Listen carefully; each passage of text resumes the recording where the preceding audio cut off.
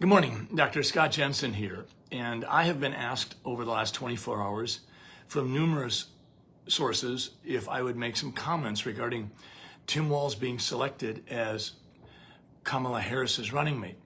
The reason I've been asked is because I spent almost 2 years campaigning against Tim Walz in the Minnesota 2022 gubernatorial race. So I have a little bit of background regarding Tim Walz, and national and local radio and TV and news sources have reached out to me. So I thought, well, I'll just go on record and put some thoughts out there. First off, regarding Tim Walz, is I think he is the ultimate Teflon man. He can express an affability, he can bloviate with the best of them, he can literally take a simple question and turn the response into a word salad and do it in a pleasant way. So I think as that ultimate Teflon politician, a person who potentially could make a mistake and yet come away from it unscathed, he's very, very good at it. And it's easy to smile when you're with Tim Walz. Secondly, I think that inflation, particularly in some states more than others, but in Minnesota, gas, groceries, and the cost of housing has risen exorbitantly. In addition, shortages and supply chains have been affected by policy decisions that have been put in place by Tim Walz. So I think when it comes to inflation, Tim has to own some of that. In one session, he increased the biennial budget in Minnesota by 40%. That's unprecedented. In the last decade, the Minnesota biennial general fund budget has gone up by nearly 80%. That's unprecedented. So when it comes to spending, Tim Walz is with the best of them. He took an $18 billion surplus, promised it to the people, did not deliver it to the people, spent it, and then raised $10 billion in new taxes on top of that. So he's good at spending.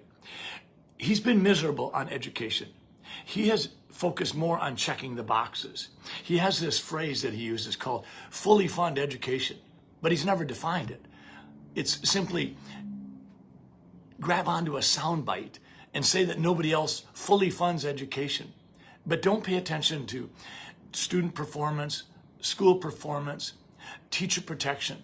If you look at where the money's going, the money isn't going to the classrooms. The money is going to increased administration, increased programs here, there, and everywhere that were not sunsetted, nor are they annually evaluated.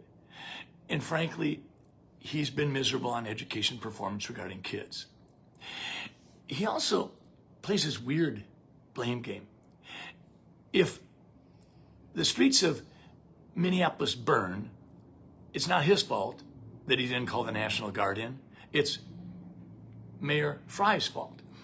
If the National Guard isn't called in, it isn't his fault. It's because they're a bunch of 19-year-old cooks. If kids aren't learning, it's not because he locked them out of school for a year.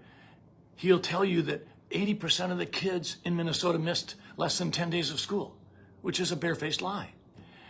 If you're criticizing him too much, he won't address your criticism. He'll call you a rock and a cow in greater Minnesota. So he has this blame game where he comes through things unscathed. His executive orders, he could put an executive order in March, rescind part of it in August, and never explain it, and come out of it just fine. Ergo, my comment regarding the ultimate Teflon man. In Minnesota, when it comes to accountability, under Tim Walz's administration, not so much. Waste, fraud, and abuse, whether you're talking $250 million to Feeding Our Future program, whether you're talking about healthcare worker supplemental pay that's supposed to go to healthcare workers, a tremendous percentage of these dollars went to people who were not eligible. Some of the people were actually dead, and they got the money. So when it comes to accountability, even the nonpartisan legislative auditor has said that there just doesn't seem to be much focus on accountability. The media has been pretty generous to Tim Walz. In Minnesota, if there's an unfriendly news cycle, whether it's about accountability or something else that Tim Walz did or did not do, typically the media will allow the news cycle to pass in 2 or 3 days and we can move on to other things. Tim Walz's political opponents are not treated quite so well. I know that it has not been made much of a deal about Tim Walz and his losing his congressional district to me in 2022. In our race in 2022, the district which Tim Walz served for 12 years in Congress did not vote for Tim Walz. The district that Tim Walz carried easily in 2018 when he first ran for governor did not vote for Tim Walz. Our campaign won by almost 8% in the Southern Congressional District in Minnesota. This is arguably the group of people who know Tim Walz best. And they said, no thank you to a second term for him as governor. But obviously he won in large part because of the urban areas and the Roe v. Wade issue. In Minnesota, law and order, not so much. The rule of law has been undercut repeatedly by Tim Walz. He has, if you will, been very friendly to the defund the police movement. And that's been problematic on multiple levels. The Minneapolis police force is not up to its full capability or what it's supposed to be at. And in large part, there's an awful lot of folks that might be very good police. They're just not applying. In days gone by, you might have 40 applicants for one position on the Minneapolis police force. Today, you can post 5 positions and you might not even get 5 applicants. So the bottom line is, when it comes to law and order, Tim Walz has a view of not so much. If you remember the riots and the burning of the streets in Minneapolis in 2020 in May, when Tim Walz let the streets burn, let the 3rd precinct be taken over, you will remember that, quite frankly, people who committed bare and brazen acts of thuggery were excused and dismissed. While if you were caught at a daycare or somewhere else not wearing a mask, you might be penalized. It was in Minnesota where Tim Walz devised the idea of creating an official governmental snitch line so that if you saw something going wrong in regards to following Tim Walz executive orders and policies during COVID, your neighbor wasn't behaving or following the rules, or perhaps your neighbor had a couple people over that they weren't supposed to have, or maybe they were too close to each other on their deck when they were grilling hamburgers. You could call the snitch line and you could tell on your neighbor, your friends, or family members that you might not agree with. Lastly, I think with Tim Walz, you have to remember he is a capable politician. He can speak improvisationally and extemporaneously. He can speak off the cuff. He can smile, and he can make you feel like he's on your side. But when it comes to a deep fabric of convictions that he stands by, don't look for that too much. Look more for the zeitgeist. Look for the spirit of the moment. Look for the spirit of the time. What's the tone? What's the feeling out there?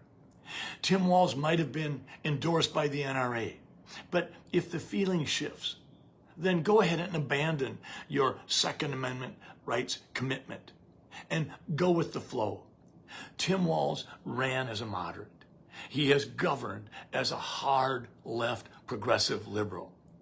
Tim Walz may well bounce back to the middle if that's what's necessary now.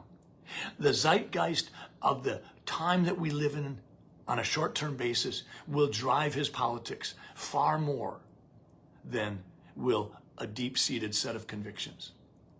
And lastly, when it comes to debates, if I were you, J.D. Vance, I would not make reservations at a fancy hotel too much in advance to prep for the debates, because Tim Walz may cancel. He made a big deal in Minnesota during our campaign that he would have more debates. And in actuality, we did not in Minnesota. We did not have one statewide televised debate. He allowed one debate to take place in Rochester, but he wouldn't allow it to be broadcast in the Twin Cities.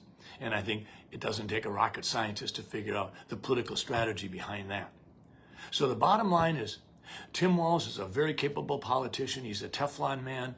If he makes a mistake, don't worry, he'll be able to come through it without owning it. Someone else will be to blame.